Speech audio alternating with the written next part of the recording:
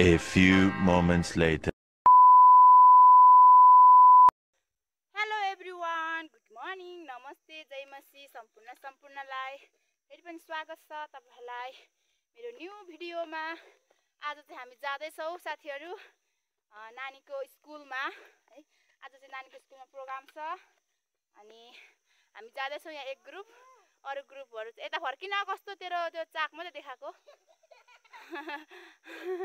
खुसी छ। अनि मेरो छोरा चाहिँ एकदमै है, आज मेरो छोराको ट्यालेन्ट हेर्नु होला साथीहरु। के कस्तो गाउने छ, गीत गाउन लागिरहेछ। अनि म चाहिँ यहाँ स्ट्यान्ड बोक्दैको छु मेरो छोराको लागि। स्ट्यान्ड त उल्टो बोकेछु मैले त। उल्टो हैन यसरी मम्मी। ल गुड छैन।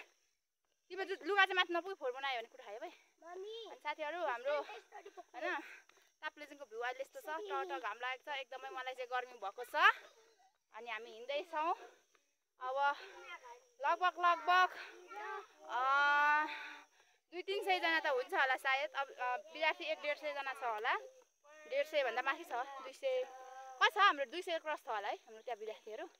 अनि अभिभावक प्रत्येक विद्यार्थीको एकजना अभिभावक हो हैन। हाम्रो जिल्लाको अध्यक्ष, वडा अध्यक्ष आउँदै हुनुहुन्छ अरे हैन। अनि नानीहरुको ट्यालेन्ट शोको लागि आजको प्रोग्राम चाहिँ के को लागि हो भने साथीहरु हैन, गीत गाउनुको।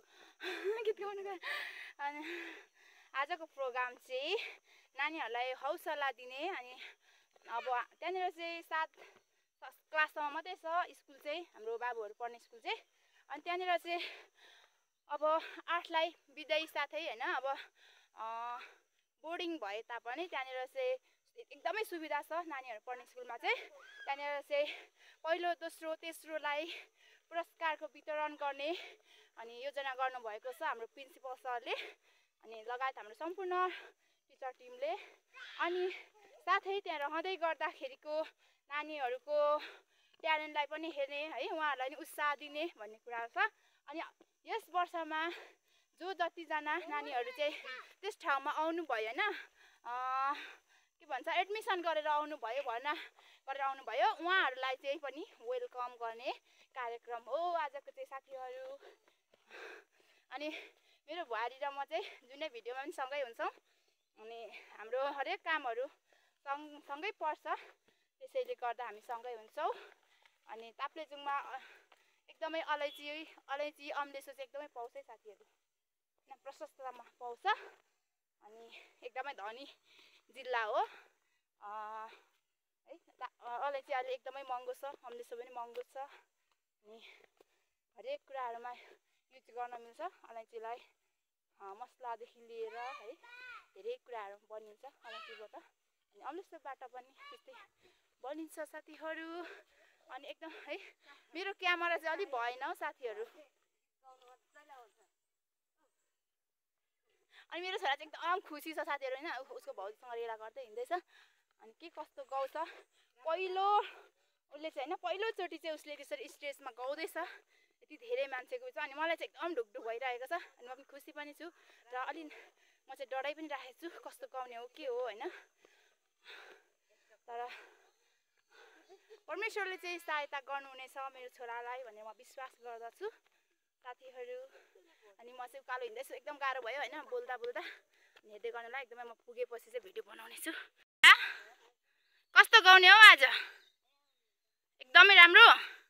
ल ठीक छ, एकदम तिमीलाई बेस्ट अफ लक हो। अनि राम्रोसँग गाउनु होला। फाइनल साथीहरु हामी चाहिँ स्कुल आइपुगिसक्यौं है। अनि यहाँ चाहिँ किसान उसको दाजु बोल्दैछ फोनमा, नाच्ने रेडी छ। अनि एकदमै मजाले चाहिँ यहाँनिर व्यवस्थित तरिकाले चाहिँ डेकोरेसन गर्नुभएको छ स्कुलले।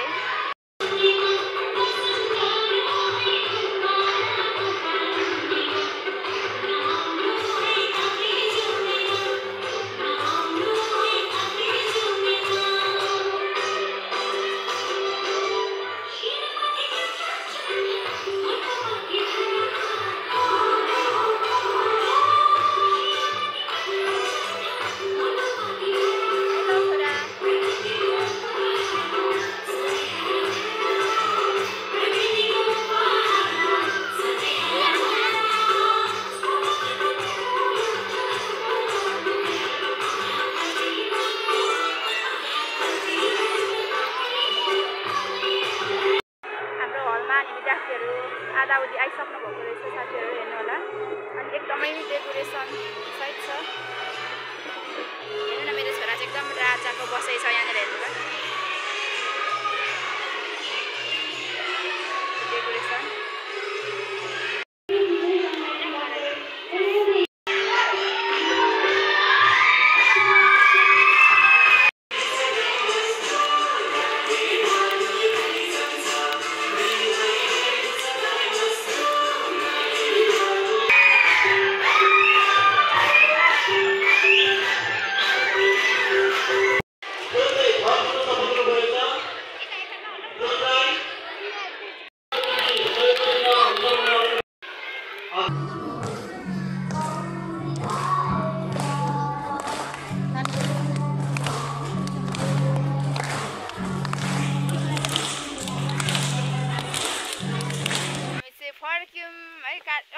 झन्डै मेरो छोरा लडाइहाल्यो भिडियो बनाउने क्रममा चाहिँ मैले होइन छोरा कस्तो फिलिङ्स आयो आज गीत गाउँदा लु भन्नुहोस् मजा आयो डर लागेन